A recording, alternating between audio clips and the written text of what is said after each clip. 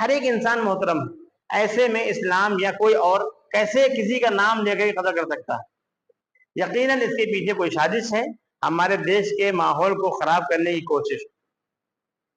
دہشت گردی سے اسلام کا کوئی تعلق نہیں، بدلہ لینے کی طاقت ہونے کے باوجود بھی معاف کر دینا یہ نبی صلی اللہ علیہ وسلم کی سنت ہے۔ مکے کے اصحاب کو، جو صحابی رسول تھے، ان کو اپنا گھر چھوڑنے میں مجبور کیا گیا۔ کیوں؟ کیونکہ وہ دین اسلام پر عمل کرنے لگے تھے، ایک اللہ کی عبادت کرنے لگے تھے، آخری نبی کی باتوں پر عمل کرنے لگے تھے۔ اسی پاداش میں ان کو کیا کیا گیا؟ ان کے گھروں سے نکال دیا گیا۔ وہ صحابی رسول ہجرت کر کے مدینہ چلے گئے۔ اسلام میں ایک کنڈیشن اور ہے، ظلم کے خلاف لڑا جا سکتا ہے۔ نبی صلی اللہ علیہ وسلم کے پاس بدلہ لینے کا پورا موقع تھا۔ جب فتح مکہ ہوا تو وہاں پر کچھ صحابی جن کو گھروں سے نکال دیا گیا تھا، جو کنڈیشن تھی کہ اگر گھروں سے نکالا جائے اور تم کو قتل کیا جائے تم قتل کر سکتے ہو، ایسی حالت میں طاقت ہونے کے باوجود بھی نبی صلی اللہ علیہ وسلم نے کیا کیا؟ تمام لوگوں کو معاف کر دیا۔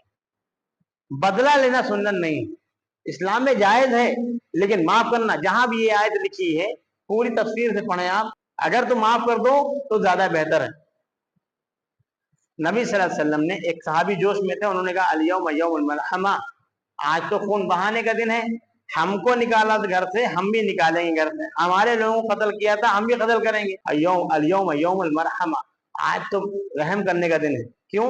کیونکہ اللہ رب العالمین جو رحمان ہے، رحیم ہے، اس کی خاص صفت ہے رحم کرنے کی، اور نبی صلی اللہ علیہ وسلم کو بھی کہا گیا وما ارسلناک الا رحمۃ للعالمین۔ پھر امت کیسے بے رحم ہو سکتی؟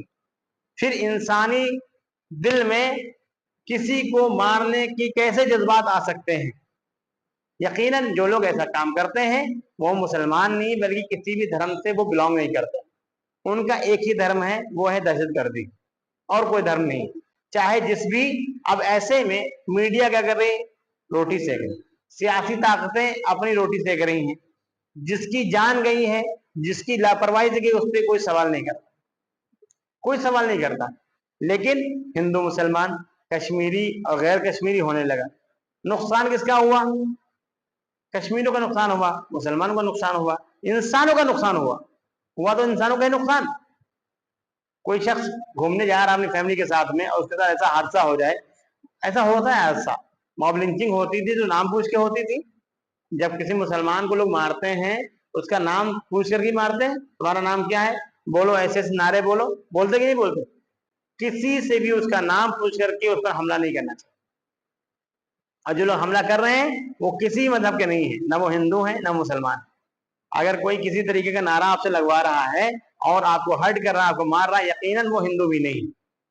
اسی طریقے سے اگر کوئی نام پوچھ کر کے قتل کر رہا ہے یا ہرٹ کر رہا ہے تو مسلمان بھی نہیں۔ ان کا ایک ہی مذہب ہے، وہ ہے دہشت گردی کا، وہ آتنکوادی ہی ہیں، ان کا کوئی مذہب نہیں ہے۔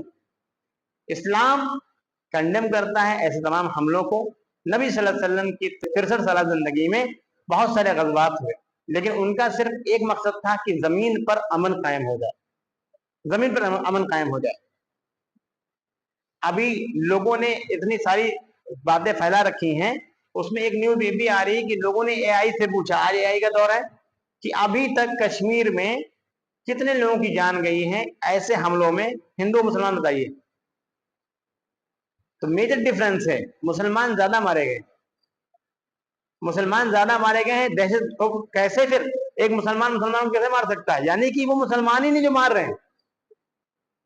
ابھی جو یہ حملہ ہوا ہے اس میں ایک لڑکا عادل کر کے آیا ہے سامنے، اس کا بھی انتقال ہوا۔ بہت سے، ایک لڑکا سجاد ہے، اس نے بہت سارے لوگوں کی جانیں بچائی ہیں۔ لوگوں نے مسجدیں کھول دی، ہوٹل والوں نے ہوٹل کے پیسے نہیں لیے، کھانے کے پیسے نہیں لیے، اور جو پیسہ کمانے والے لوگ ہیں، جیسے ایسے میں فلائٹ کا کرایہ جو 10,000 روپے تھا، 38,000 روپے لوگوں نے دیا ہے ایمرجنسی میں۔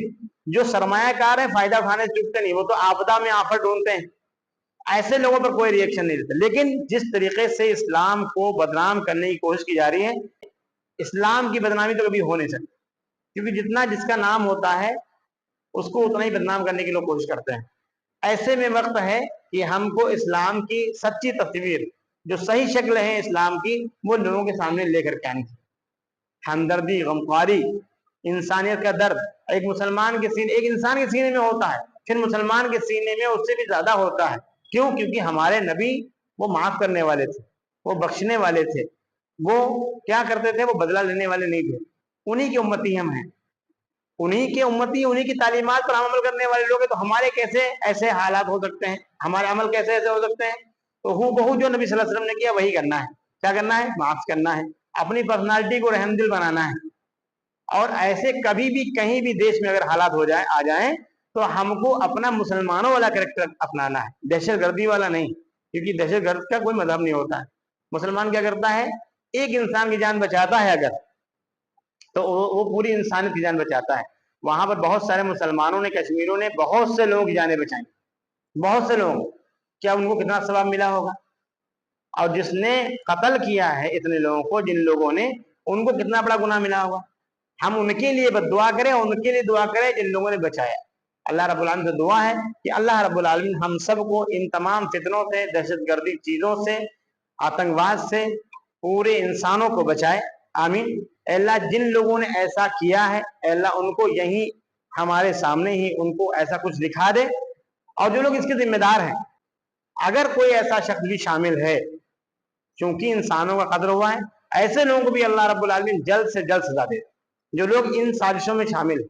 अल्लाह रब्बुल आलमीन से दुआ है कि जब तक हम जिंदा रहें, ईमान और इस्लाम पर जिंदा रहें, कुरान और हदीस पर अमल करने वाले बने। आमीन।